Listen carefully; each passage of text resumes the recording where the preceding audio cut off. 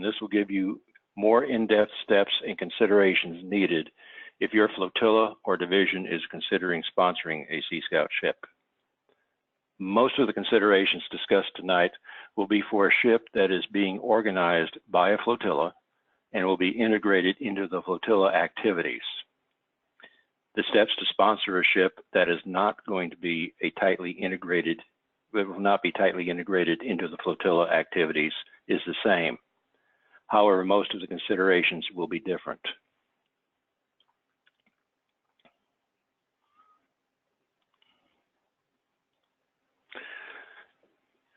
Purpose is to give flotillas and divisions in-depth guidance for chartering Sea Scout ships.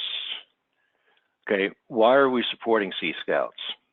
It's important to understand that the Coast Guard Auxiliary sought out this partnership with the Sea Scout program.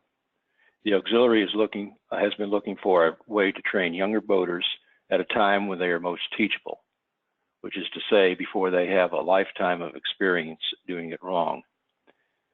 The Auxiliary is very interested in identifying young adults who share our commitment to community service to the nation, and to cultivate civic awareness. We also want to build positive relationships with like-minded young adults and their parents with the expectation that they will become close allies to the Coast Guard and Auxiliary. For the Auxiliary, Sea Scout participation provides the Auxiliary with a clearly defined method for teaching younger boaters how to be safe at an age when they are very teachable. It provides potential manpower for carrying out the Auxiliary's public affairs missions at boat shows, scout fairs, and boat ramps.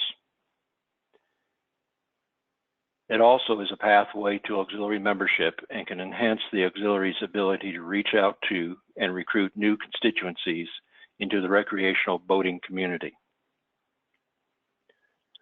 For the Coast Guard, our training young adults to be safe boaters means that American waterways will be safer.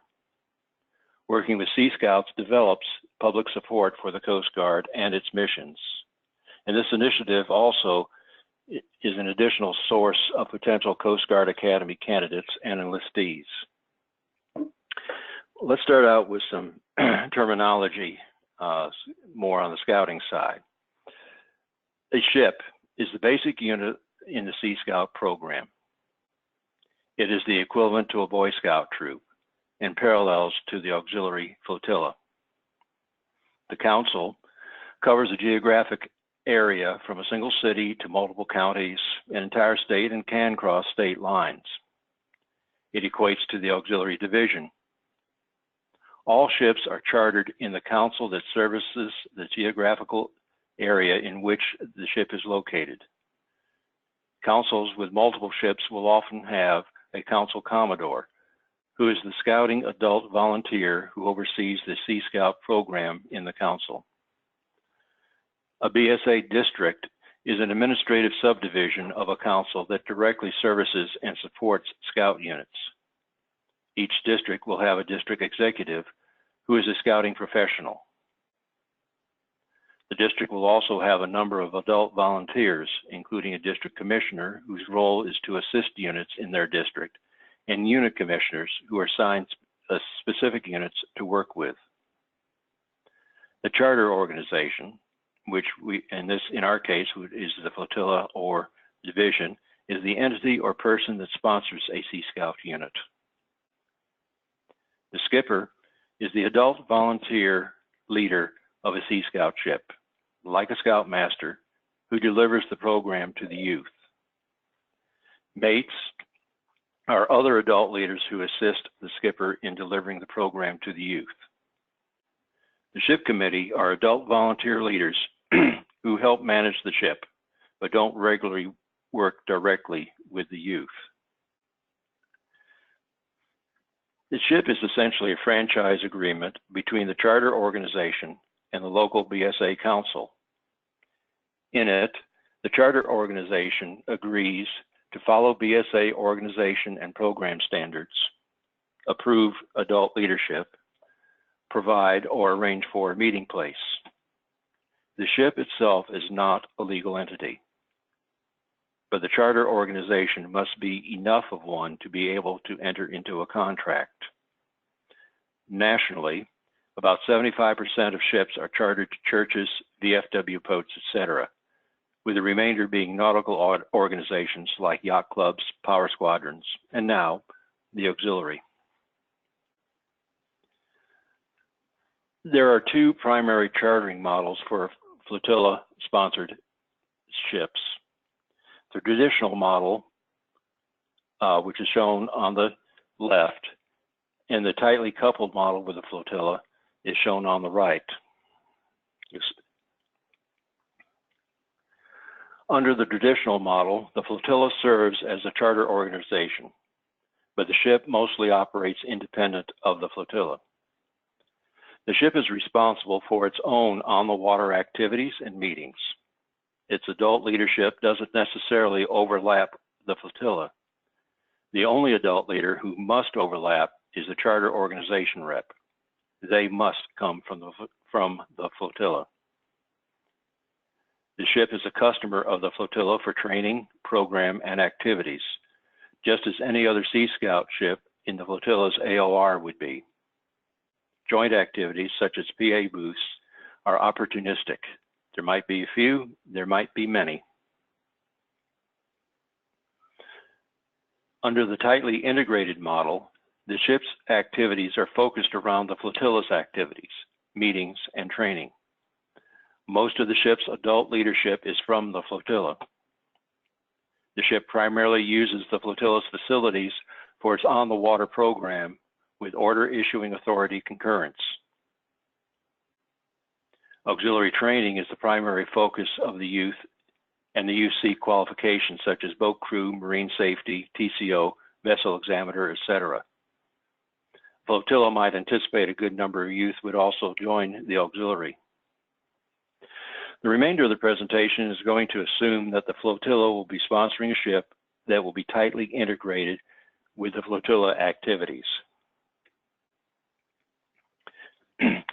Typically, a ship will have to decide either to have either weekly membership meetings or semi-monthly meetings. Whichever schedule is selected, keep it consistent for the scouting year, typically September through May. For summer and holidays, the schedule can change up. You want to have a consistent schedule so both the youth and adults can plan their time commitments. Also, you want to grow the ship with new youth, and having a set schedule gives the youth seeking a ship the knowledge that they can show up at a meeting at the meeting time and there will be someone there. It can be very frustrating to recruiting to have shifting times and locations. There are ships that meet in 2 different locations, but they do it consistently. The first meeting being at location A and the second at B, and always the same day and time for each location. I've been associated with a ship that ran both weekly meetings and semi-monthly meetings. I found the work was less for the semi-monthly meeting, but the attendance was spottier than the weekly. Weekly or bi-weekly will depend on what the youth want and the adults can commit to. One of the purposes Sea Scouts is to get the youth out doing what the ship is set up to do, whether it is sailing, kayaking, scuba, power boating, fishing, etc. If all the ship does is weekly or bi-weekly meetings, there will be no ship in short order. If all the activities are scheduled around the flotilla's PA, PE, BE, or PV events or activities, the ship will likely not thrive. It may exist, but you will most likely see low membership numbers and attendance. Remember, it is bodies and boats. Teaching the youth how to be safe on the water and how to have fun on it, in and around and under it safely.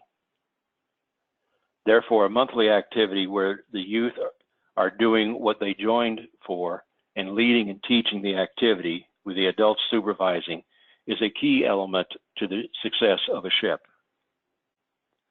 The quarterdeck is collectively the youth leadership of the ship. The youth members elected these youth officers to lead the ship until the next election. Terms are generally either 12 months or 6 months, with 6 months being more common. These meetings can be before a regular meeting or at a time and place other than the ship meeting day and location. I've found the Starbucks or a restaurant can work well. Food attracts. Boy Scouts have summer camps that are typically a week in duration per session. For Sea Scouts, this activity is called a long cruise. Ideally, it is a week or so long, with the youth being able to experience something different from their regular activities.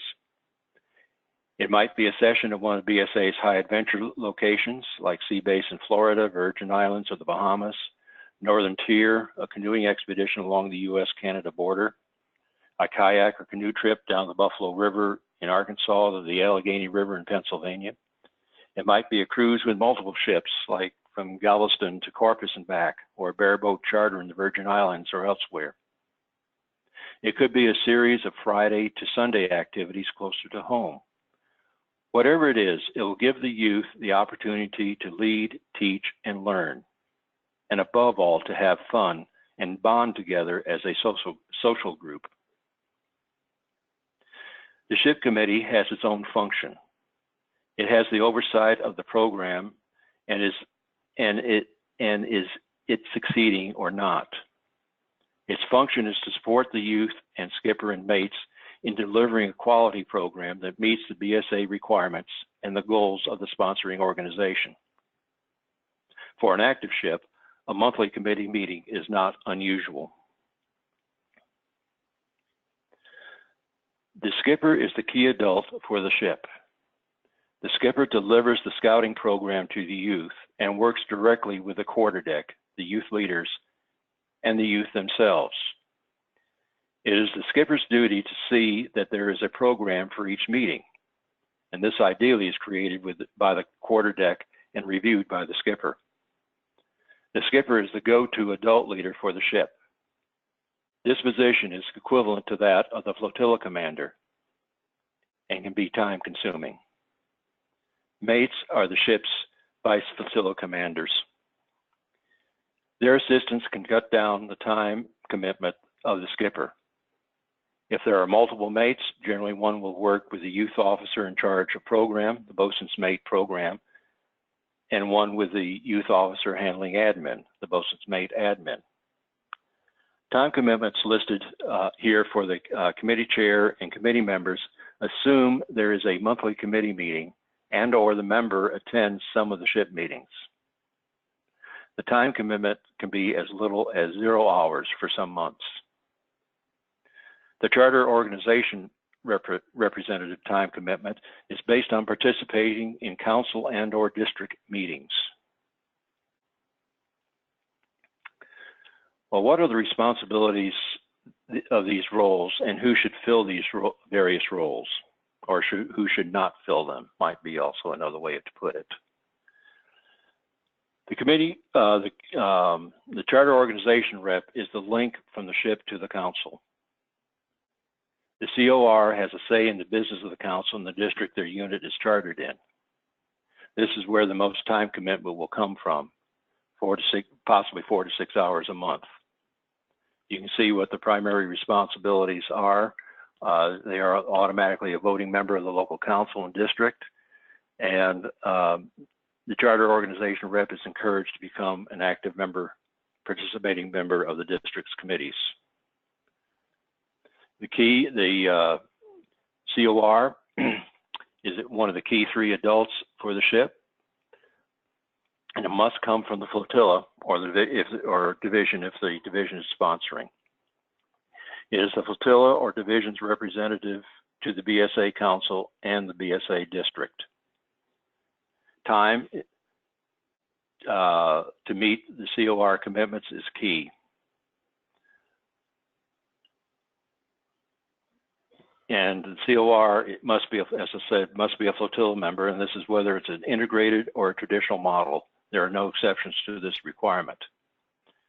If the flotilla commander is the HR officer, This is not a good position for him to fill because of his commitments. You need to look closely at the time commitment for the flotilla commander and the vice flotilla commander and see how it will affect their flotilla functions and their life at home and work. It is recommended that the flotilla commander or the vice flotilla commander fill this position, at least for the initial charter.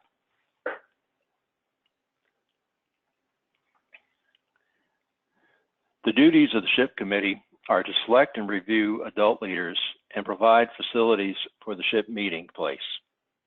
They sign off on the adult leader application, or the sign off on the adult leader application is the charter organization representative or his representative.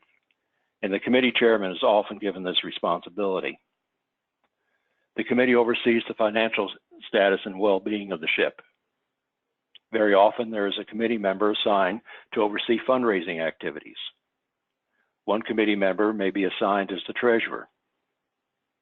There can be another assigned to boats and gear, who has the responsibility to oversee the acceptance of equipment donations, the equipment upkeep, and costs in maintaining the equipment. And this member has to be ever vigilant for boat creep, the unit ending up with more boats and equipment than it needs for its program or that it can afford to maintain. There is generally a membership chair who reviews youth applications and helps with the recruiting. The committee needs to meet at the beginning of the scouting year and go through the budget that was ideally created with youth input, and generally one other time of year. It will meet if there are issues that need to be handled. It also oversees and is responsible for rechartering the SHIP. And this is an exercise in herding cats and takes place generally right around Thanksgiving and Christmas holidays. The timing may differ from council to council, but that's when it is for the councils down here. The committee as a whole, and the committee chair in particular, oversees the operations and program of the SHIP to make certain it conforms to the policies and standard of both the BSA and the chartering organization. The SHIP committee chair is one of the key 3 adult leaders, has overall responsibility to see the SHIP follows the policies and standards of the Auxiliary and Boy Scouts of America. It is recommended that the committee chair come from the flotilla because of the oversight of the flotilla standards and policies, but this is not an absolute. I would not recommend the flotilla commander or vice flotilla commander take on this role, but it might be logical in some situations. Again, look at the time commitment when you are selecting an individual for the committee chair. The more the committee chair shows up at meetings and activities, the better informed he or she is about the program, about how the program is being delivered and received. With a tightly integrated model, most likely your committee members will come from the flotilla. It is not a requirement. Possibly the FSO finance could be the treasurer, the FSO HR membership, the FSO ops program, and FSO materials, the boats and gear chair. In a traditional model, most likely these will have already been filled or identified prior to the flotilla being approached. And 2 committee members are required for initial charter, but it's better to have 4 or 5. Again, here we are with the skipper, and he serves as the key adult leader. He gives direction to the SHIP program while carrying out the most important duty, advising and coaching the officers as they plan, organize, and conduct the meetings and activities of the SHIP. And he is the liaison between the adult leaders, the charter organization, and the youth. Mates assist the skipper as directed and assume skipper's duties if the skipper is absent. Skipper is one of the key 3 adults, and is key to the successful program. Do not let the flotilla commander or the vice flotilla commander take on this responsibility. The time commitment, the candidate needs to be aware of the time commitment and be willing to accept it. The candidate needs to have the same commitment to being skipper as they would to being the flotilla commander. The skipper does not need to be an expert sailor or boater or kayaker. What the skipper needs to be is to be able to deliver the quality program in accordance to BSA policy, the Sea Scout manual, and the chartering organization policies.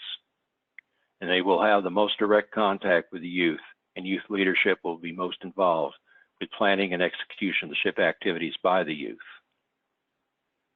What the skipper does need to be, is does need to be able to relate to the youth and effectively communicate with them, gain their trust and respect. The use of subservient leadership principles is also a part of the skipper's role. The mates of the VFCs of the ship, again, the time commitment is something to be considered. They're not required for the initial charter. However, it is recommended to have 1 or 2 to help spread the load of the skipper. There are no limits to the number of mates that a ship can have. Would recommend that 1 mate be assigned to work with the youth leader responsible for program and another responsible for administration. If there are adults who have sailing, boating, or other skills and do not want to commit to serve as skipper, have them register as a mate. Now for the other fun part called training. Training can be broken down into 4 topics. Mandatory. This is what you must do, period, the end. Position specific. For certain positions, this can be mandatory. The skipper is one. The committee chair is another. The COR is another. Not so much for members of the committee, but it should be, as should be the mates. Required.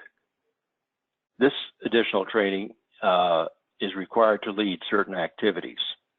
And then just general additional training, and this is optional training that will enhance the knowledge and capabilities of adult leaders to deliver a quality program. Youth protection training. For those who have been through multiple AuxScout training workshops and presentations, well, here it is again, and for good reason. No one can work directly with youth or hold an adult scouting leadership position without it. No YPT, no registration. It's as simple as that.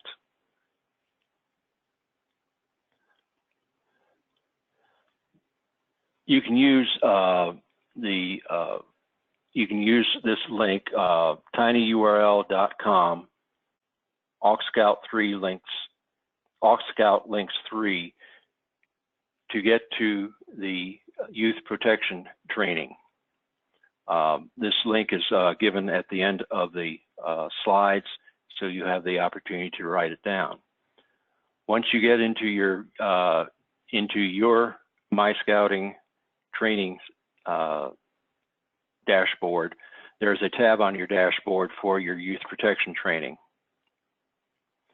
All other training that has been listed and is required or optional is also available through the same dashboard. A caution about online training. The BSA website states that for PCs, Google Chrome must be used, and for Apple, Safari must be used. Otherwise, you run the risk of your certification not being recorded to your training records.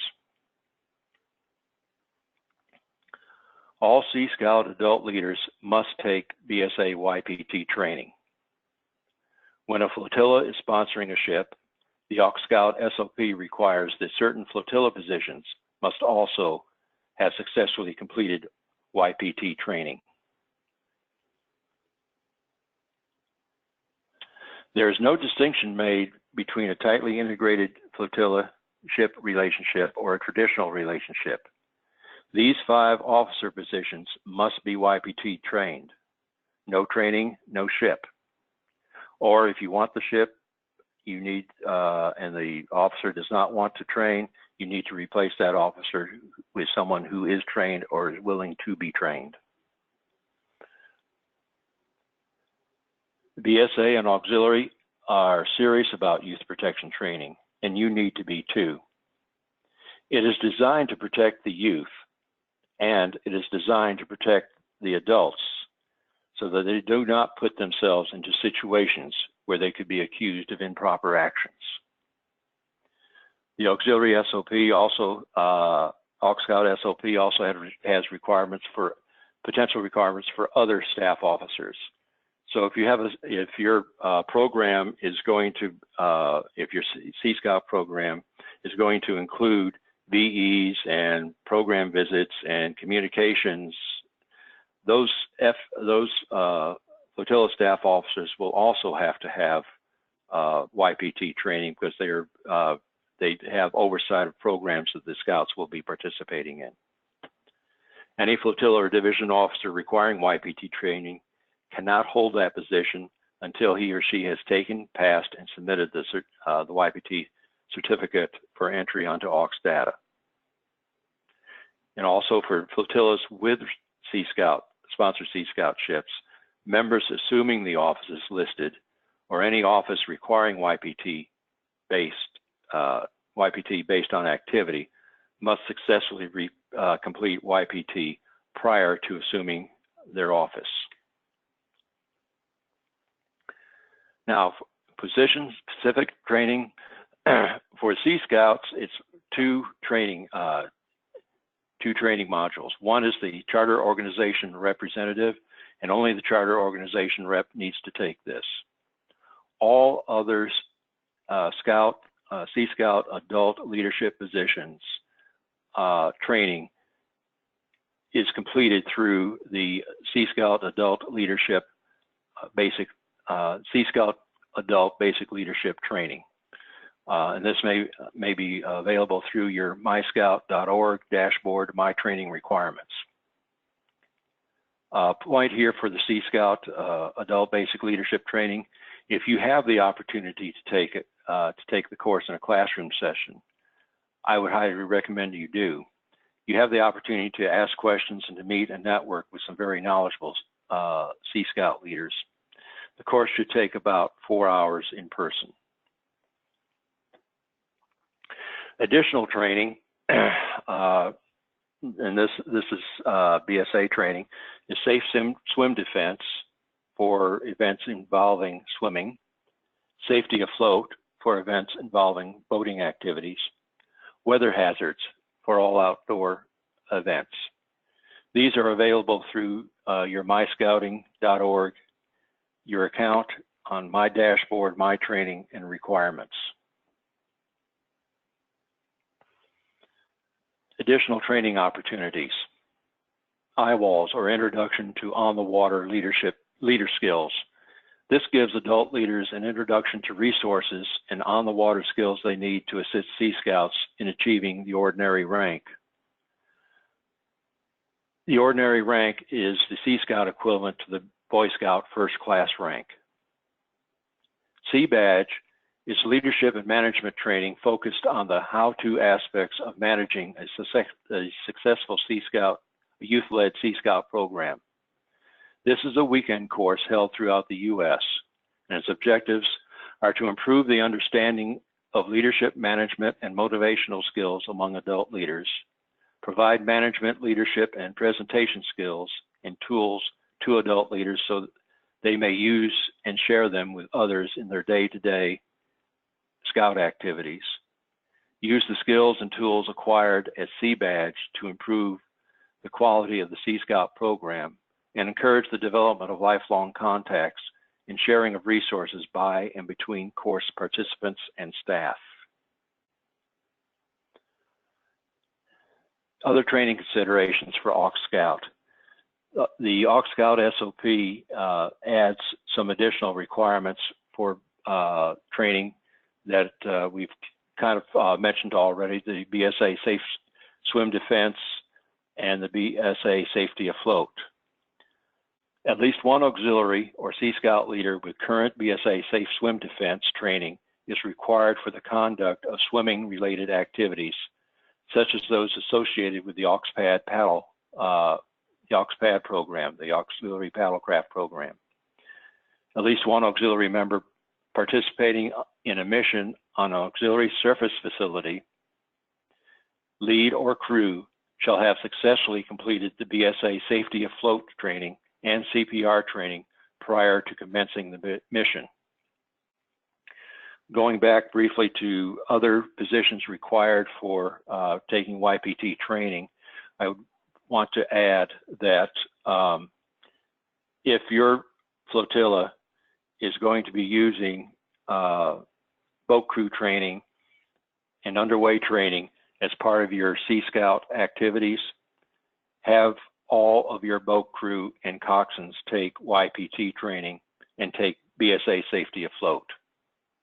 That way they are covered. Okay, now we get to the point of chartering a Sea Scout ship. This is what steps need to be done to charter a ship. What a BSA Council can do for you? Well, they can provide guidance for recruiting and recruiting materials. They'll provide training opportunities for youth and adults. What they will not do for you, they will not recruit youth for you. They will not recruit adults for you. They will not find a place for you to meet, and they will not obtain equipment for your program. That said, however, by working with the Sea Scout Committee of the Council Commodore, if there is one, they may be able to help you with some of these needs, but don't depend on them to do your job for you, but they can help. What you must do for yourself, you must recruit your youth. You must recruit your adult leaders. You must find and provide a place to meet. You must find and provide equipment for the program. And depending on where you are located, the support for the Sea Scout program, the Sea Scout Committee Council, the Commodore, may have access to resources that can help you with these issues. You need to recruit youth into the program. You, the flotilla and ship leadership, have to find them and sell them on the idea of joining you. Potential members can come from other scouting units, schools, churches, yacht clubs, junior civic organizations, neighbors, siblings of scouting youth, etc. If you look at potential encouraging other scouts to join the ship and potentially the flotilla, especially coming out of Boy Scout troops, the flotilla needs to get active within the district, the BSA district that they are located in, and the council, so that the scouting people learn who you are, what you have, what you can do, and you start to build a relationship with the local scouting community and gain their trust. Local councils also should have a list of scouts who have dropped and the reasons for their leaving. A council district executive may be able to provide you with a list of and contact information. There is no magic list of kids who are waiting for a ship, so you have to find them yourselves. Finding adult leaders can be as tough as finding youth to start a ship. In the area I live, there was a ship that was ready to go. It had the youth and it had all the adults except for the skipper, and they could not find a skipper. And so the whole thing kind of died. So the skipper may be the most critical adult position to find. It might be take the longest to fill, but it could be the first to fill. It depends on who is interested in serving. Where you find your adults, other sailing programs, former scouters, power squadrons within the auxiliary, military personnel, networking, church, work. You can find them most anywhere. You just need to let people know you have a need. The chartering process. If you are taking the initiative to start a ship, you would first contact your division or district AuxScout staff officer, and he will help you contact the right people in your local council. The right people will generally be the council commodore or the council's district commissioner. Some councils may even have a professional on staff who is assigned to work with Sea Scouts. You will contact your local BSA council contact provided by the DSO or SO, and you should be put in contact with a new unit organizer in the council. It's either a volunteer or a professional. Some councils have a new unit commissioner whose job it is to work with a startup unit through the registration process and during the first 3, 6 months and maybe to a year. Your flotilla commander or vice flotilla commander will meet with the council staff member and organizer. And then the organizer meets with your flotilla and reviews the purpose and program of the Sea Scouts. And this will be done at one of your regular flotilla meetings. You will then have an organizational meeting. And this is where the flotilla commander and the vice flotilla commander meet with the flotilla and or division members and adults who have volunteered to take leadership roles in the new Sea Scout ship. Adult Sea Scout leadership training is scheduled, and from this meeting, at least 5 adults must commit to taking leadership roles in the new ship. The minimum required positions for chartering are the charter organization rep, which must come from the flotilla, the committee chair, which should be from the flotilla, 2 committee members, and the skipper. You also take a capability inventory, and this is a list of adults in the organization who can help with instruction, with resources, with equipment for ship meetings and activities. This is your in-house, these are your in-house resources. And then you kind of plan your first 3 months of meetings. Then you go out and recruit your youth. The national requirements is to have 5 youth to start a Sea Scout ship. Some councils require more. The council I'm in right now requires 10. But this is where your Sea Scout Commodore and committee can help out, because they can go to the council and say, we want this ship, and they can pound the council down to accept something less than what the council has as a minimum requirement. So it is important to work with your local Sea Scout Commodore and committee if the council has one. To be able to start ship operations and activities as soon as possible, the Bsa unit application must be complete, and charter permission must be requested through the auxiliary chain of leadership and management to your DIROCs. The flotilla or division sponsored ship cannot start operations or activities until both approvals by BSA and DIROCs have been received. Now we'll quickly go through what the paperwork looks like. This is the new unit application. And it is signed by the executive officer, and the executive officer in this case would be the flotilla commander. On it, you see that there is a place for youth registration fees, leader registration fees, accident and sickness insurance fees, Scout Life fees. The new annual registration fee for youth is $60 per year, and the insurance has increased from $1 to $3 per registrant. The registration fee for adults is now $36 per year. These fees are prorated depending on when in the year you charter. So if you charter in July, the fees will be 1/2 of what the stated numbers are, except for the insurance. Also, if a adult or youth is already a member of another scouting organization, whether it be another Sea Scout ship, adventuring unit, a Boy Scout unit, they can register as a multiple, and then they only have to pay the $3 insurance fee. You only get charged once for membership, regardless of how many units you belong to. This is the annual unit charter agreement.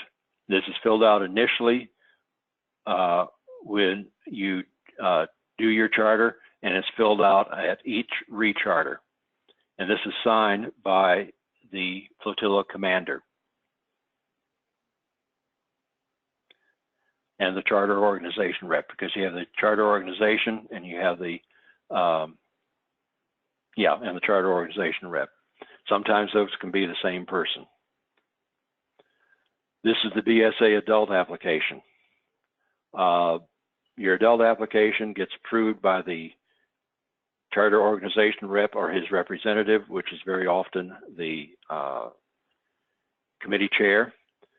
All information on the right-hand side, where you have very little space to write, needs to be filled out. What will happen is your applications will be looked over. If there's nothing on the right-hand side that needs to be explained, it will generally be signed off and sent up to the council. The council will then run the background check. And if something comes up in the background check that the council runs that either would prohibit the person from being an adult leader, or the council may have questions, come back and say, are you aware that this happened to this person such and such a time?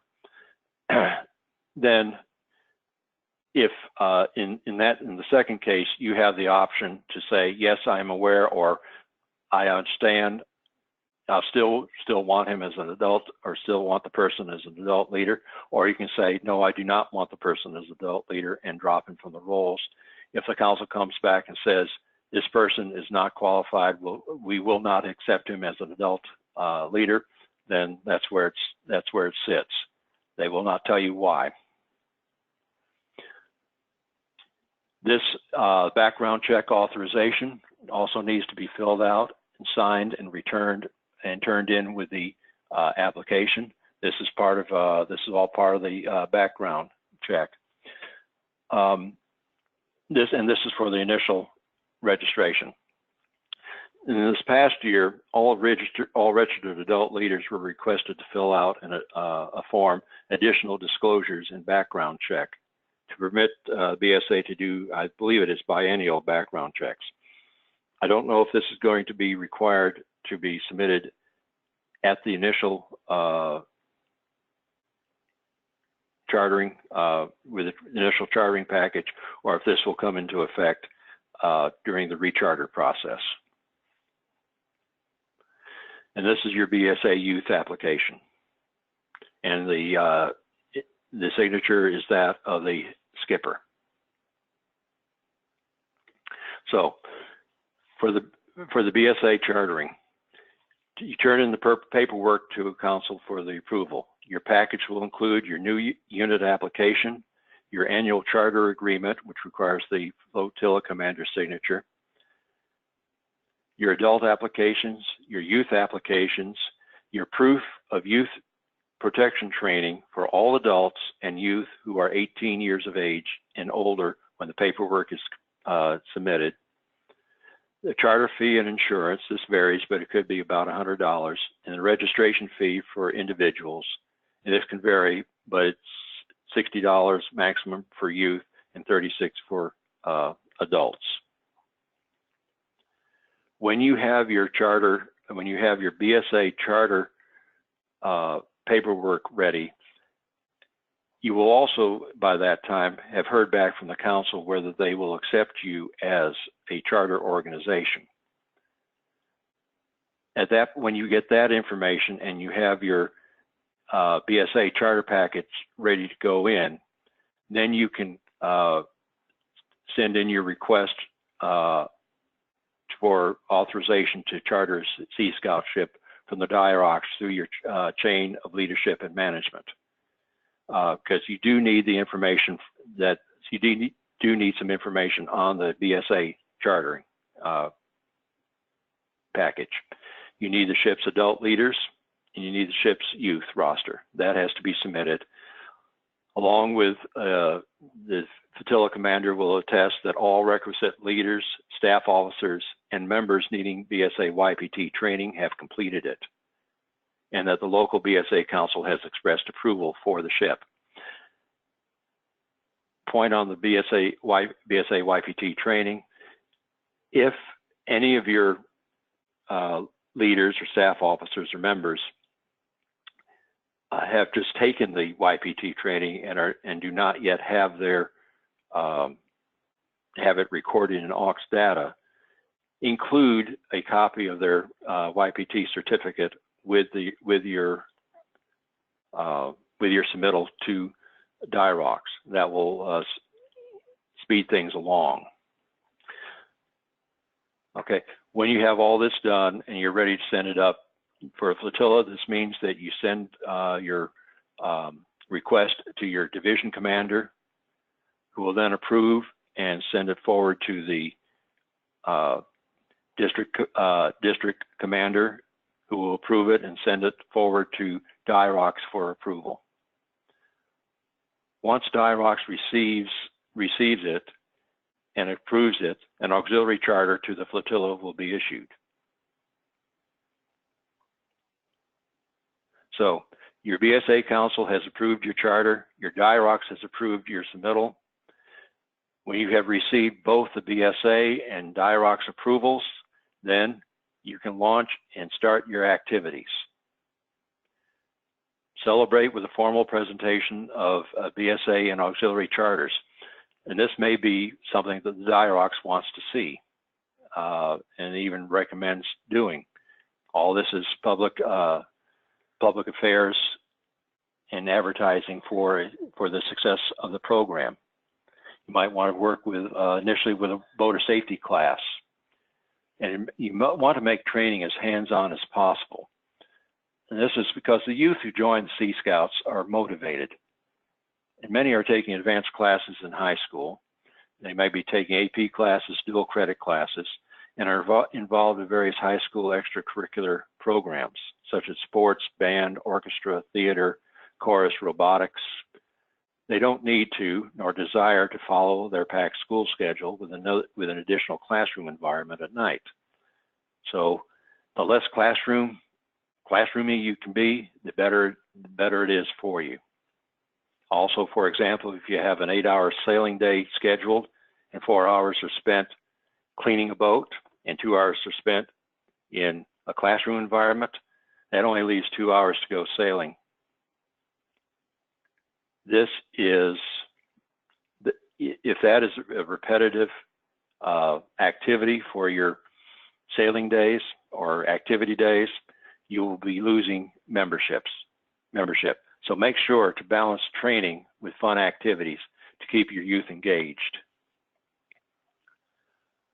The following is just a quick first-year program outline, and it's taken directly from the New Ship Organization Guide.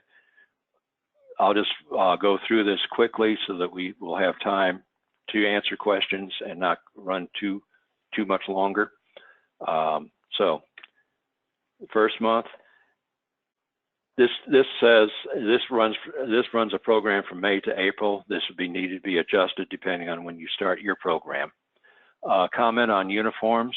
There's now only one authorized uniform for Sea Scouts, and that is the new Century uniform. It can be obtained from Dickies or 511 or LAPD gear. You'll see some ships with legacy uniforms with voights, khakis, chambrays, etc. Those are legacy uniforms and they are no longer official uniforms.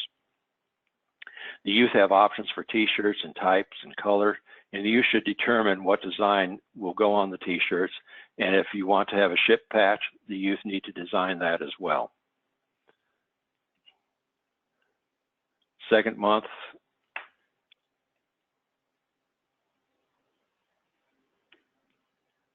third month, fourth, they're talking about doing a long cruise or super activity. Long cruises can take quite a while to plan depending on how complex they are, especially if you're doing something like going to the Virgin Islands or something like that. So a 4-month planning period generally would not be suitable to properly plan a long cruise, especially with a new and learning Sea Scout ship for both youth and adults. But consider this: if you plan, let's say 3 consecutive weekends on Friday, Saturday, and Sunday, for 3 consecutive weekends to do things, to go out and work on skills, to bond, to enjoy each other's company, that will work, and that counts toward your long cruise or super activity.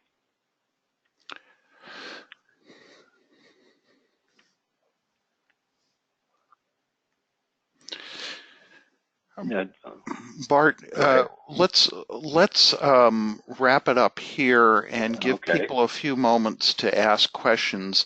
This presentation is available on the What Training is Available page on AuxScout Wiki. For those of you who have been monitoring the chat box, I included information on where that was and how to get to it and so on. And we'll be posting a recording of this workshop. Probably it'll take us about a week to get to that, but the PowerPoint will be available in the next day or two. So we've been asking, you've been asking questions, and I've been answering them as we go along. So we have some questions that are coming in on the chat box. Paul is asking, can an adult applicant be denied at the ship level? And the answer is yes. If there are 2 ways they can be denied.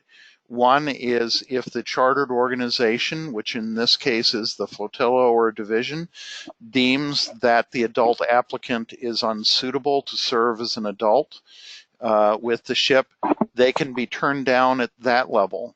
They can also be turned down when their application is submitted to the local Scout Council, and if something turns up in their background check that makes them unsuitable to work with youth, then the chartered organization representative will be notified of that fact, and that adult will not be allowed to work with the youth. And it's better to get people caught at that point than to have problems that we could have prevented. Are there other questions?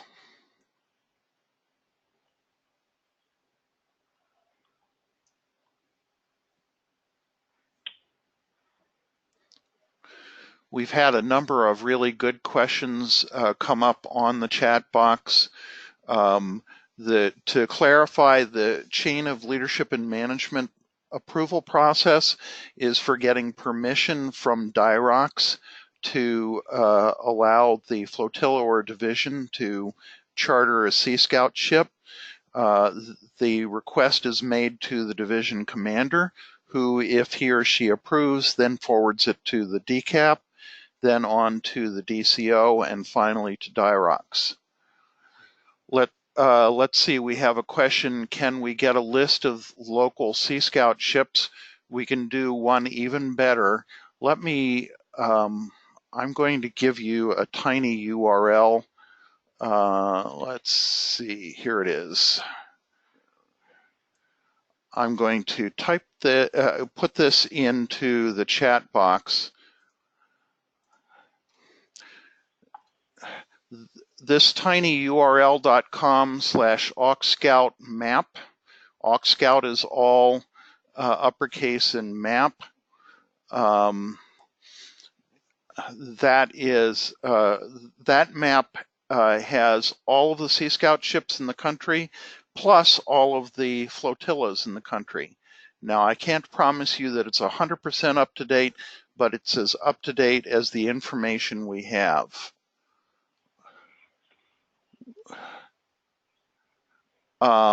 Let's see, we have a question for adult applicants. Would these individuals be denied auxiliary admission? Well, if somebody is registering as a BSA leader, but not registering as an auxiliarist, then I don't think that comes into play. If someone wants to be a BSA leader and an auxiliarist, they would have to fill out both the BSA membership application and the auxiliary membership application. And of course, they'll go through a background check with both organizations. So each organization has its own standards, but they're looking for more or less the same things, I think. So I think that's about as specific as I can be about that. Are there other questions?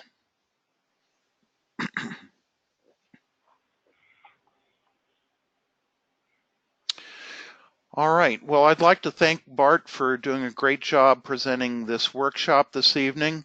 We will update the PowerPoint on the website as soon as we can, and we will post a recording of this workshop. It will probably take a little longer to do that because that has to go through some additional steps. But once it's available, it will be available on the AuxB Wiki website. So thank you very much, everyone, for attending this evening, and thank you for your support of the AuxScout initiative.